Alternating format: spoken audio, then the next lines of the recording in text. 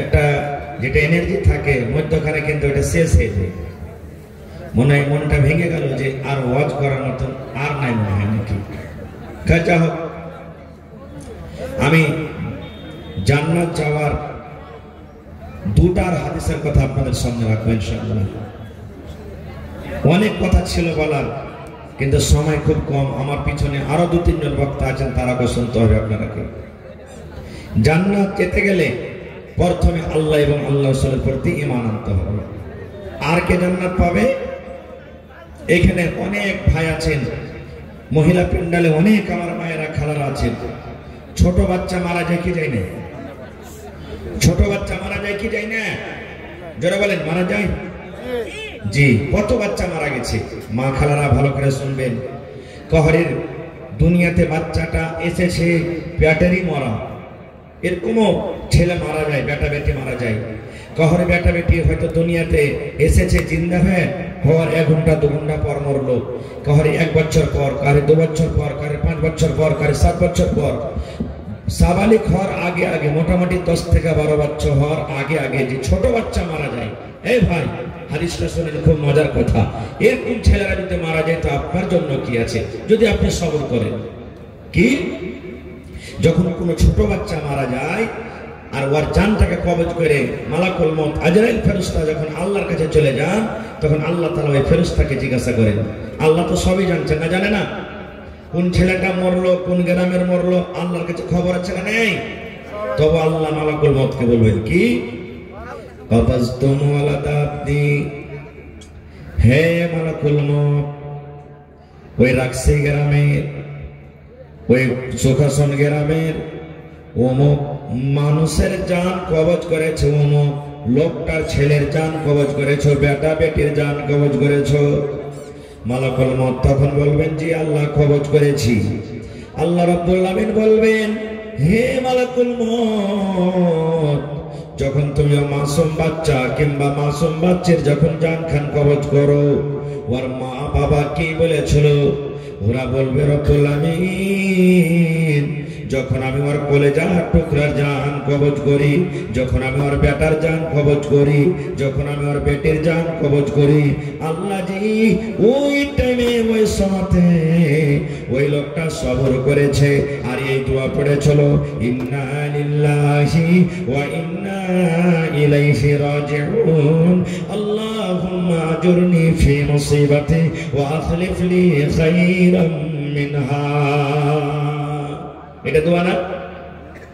মানুষ যদি মরে যায়, মা মরে গেছেন, আব্বা মরে গেছেন, দাদু দাদি নানা নানি মরে গেছেন, ও গ্রামের খবর পেয়ে নিলেন, মেয়েকে কানের আওয়াজ চলে এলো, আপনি গ্রুপে পড়লেন যে অমুক লোক মারা গেছে, যেমনই মতের খবর পাইবেন, নবী বলেছেন, আল্লাহ বলেন, যখন তোমার কাছে মুসিবত আসবে, মুসিবতের খবর আসবে, তখন তুমি এই দোয়াটা পড়ো, ইন্না লিল্লাহি ওয়া ইন্না ইলাইহি রাজিউন। এই দোয়াটা পড়তে হবে। আল্লাহ রাসূলের জামানাতে নবীজি একদিন রাস্তাতে হেঁটে চলে যাচ্ছে, আর একটা মায়া লোক, ওর বেটা মারা গেছে, কবরের পাঞ্জরে বসে বসে খুব কাঁদছে, খুব কাঁদছে। নবী তখন ওকে বলছেন, এই আল্লাহর বান্দি, কেনে তুমি কাঁদছো? এটা কে তোমার? কি হয়েছে? বলছে, আমার বেটা মারা গেছে, বেটাটাকে দফন করা হয়েছে, আমার বেটাকে আর ঘুরিয়ে পাবো না বলে আমি কাঁদছি। নবী তখন বলছেন যে, রে আল্লাহর বান্দি, সবর করো গা, সবর করো, কাইন্নাকে তুমি পাইবে যে কাঁদছো, যা বাড়ি যাও, তুমি সবর করো।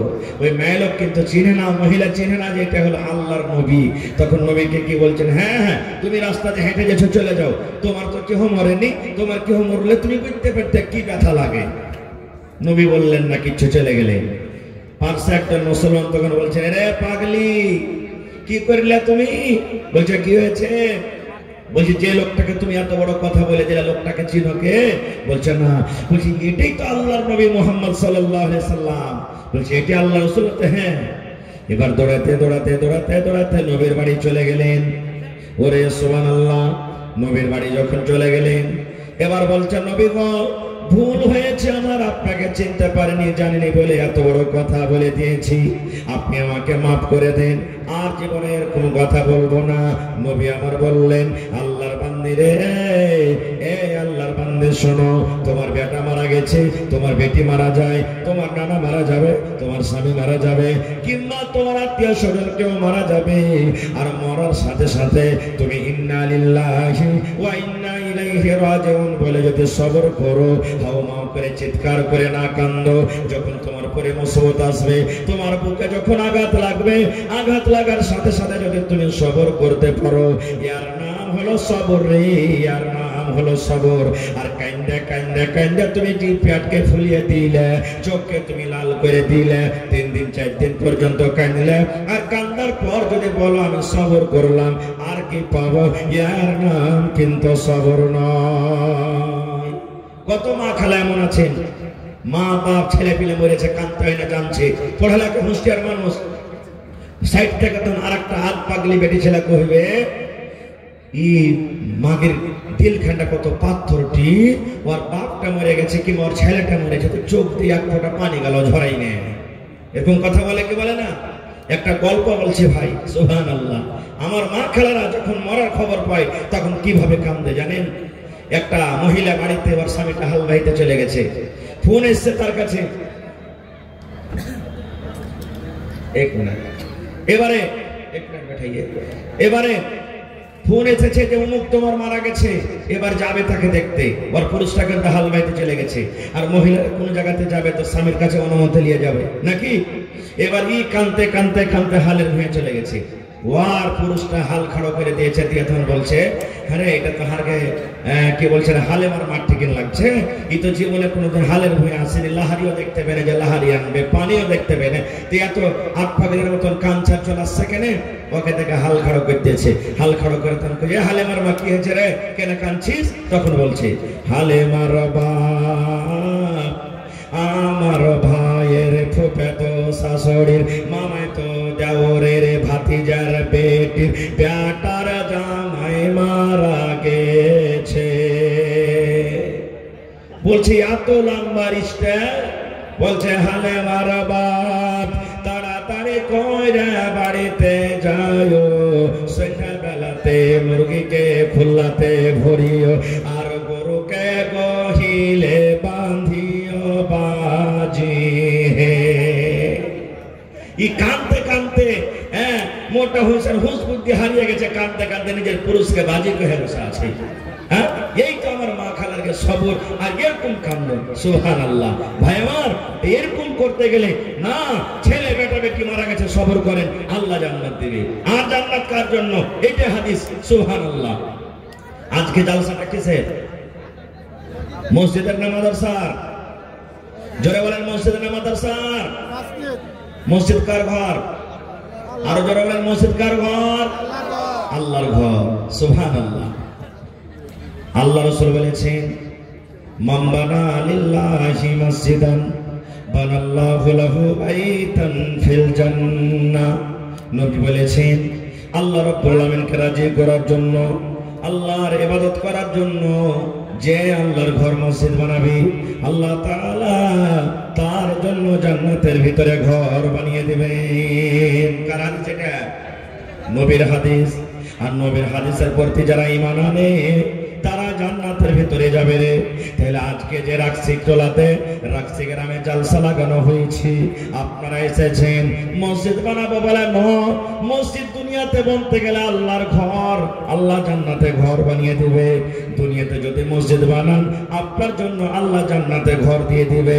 দুনিয়াতে আপনি ইট দিয়ে বানাবেন, গেট দিয়ে বানাবেন, বালু রড সিমেন্ট দিয়ে বানাবেন, কিন্তু আল্লাহ রাব্বুল আমিন আপনার জন্য যেটা জান্নাতে ঘর বানাবে সেটা হলো এখানে ইট সোনা এবং এখানে ইট চাঁদি। ইট সোনা চাঁদির হবে, সুবহানাল্লাহ। আপনি বলবেন মাওলানা একটা মসজিদ তৈরি করতে গেলে 50 লক্ষ টাকা খরচ হবে, 25 লক্ষ টাকা খরচ হবে, 1 কোটি টাকা খরচ হবে, আমি তো অতদূর পারবো না দিতে। আর একটা হাদিসে যে নবী আমার বলেছেন উম্মত রে, যারা পাখির বাসা পাখির বাসা কত বড় হয় ছোট হয় আপনারা জানেন। পাখিতে যে ঘর বানায়, পাখিতে যে বাসা বানায়, পাখির বাসাটা ছোট হয়।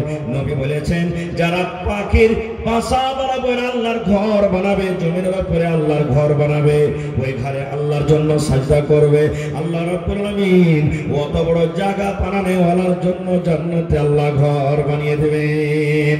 এর মানে হলো আপনি দিলেন 10,000, আপনি দিলেন 5,000, আপনি দিলেন 1,000, আপনি দিলেন 500, আপনার জন্য একবার আপনার টাকাতে সিমেন্ট কেনা হলো, আপনার টাকাতে ছড় কেনা হলো, আপনার টাকাতে দোকান রড কেনা হলো, আর আপনার ওই টাকা থেকে আল্লাহর ঘর তৈরি হলো।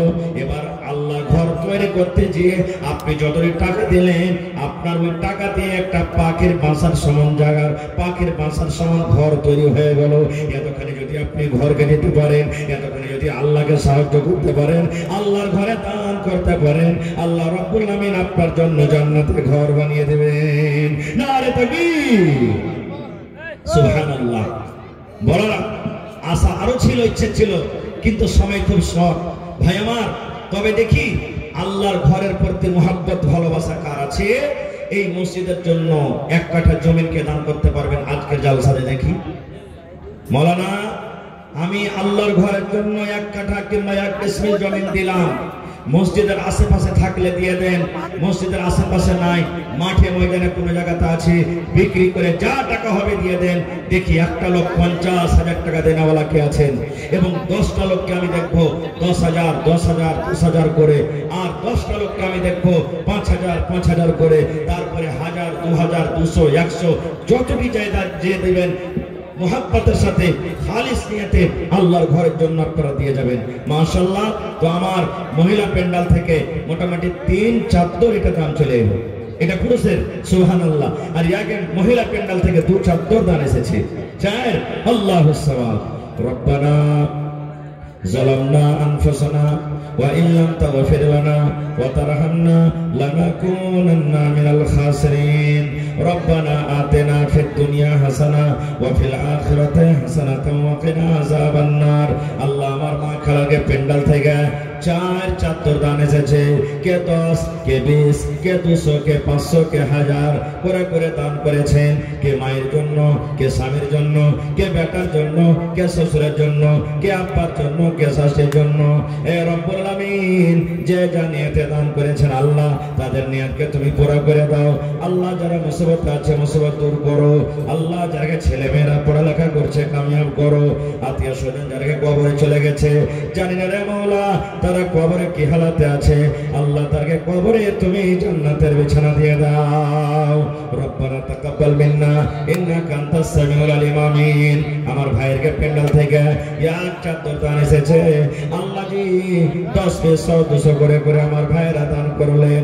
কে মায়ের জন্য দিয়েছেন, কে আব্বার জন্য দিয়েছেন, কার মা কবরে শুতে আছে, কার আব্বা কবরে শুতে আছেন, কার বেবি কবরে শুতে আছে। আল্লাহ দুনিয়ার খবর পাওয়া যায়, কিন্তু কবর একটা এমন দেশ, কবর একটা এমন দুনিয়া, কবর একটা এমন জায়গা আজ পর্যন্ত কবর থেকে কোনো খবর এলো না। এই আল্লাহ ওই মুমিনা যারা মাঠের ঘরে শুতে আছে রব্বুল আলামিন জানি না মাওলা তারা কবরে কি হালাতে আছে, আল্লাহ তারকে কবরে তুমি জান্নাতের বিছানা দিয়ে দাও। আল্লাহ তারকে কবরকে তুমি নূর দিয়ে মনোয়ার করে দাও। রব্বানা তাকাব্বাল মিন্না ইন্নাকা আনতাস সামিউল আলিম। আমিন। আর একজন 500 টাকাকে দিয়ে গেল, 5,000 টাকা মনে করে কবুল করো। মাশাআল্লাহ। আর একটা ভাই আমার 500 টাকা আসেন ভাই, 10,000 টাকার একটা আবদার রেখেছি। मुखिया बिना साहब 10,000 रुपये दे करके भेजे। कितना है मुखिया जी?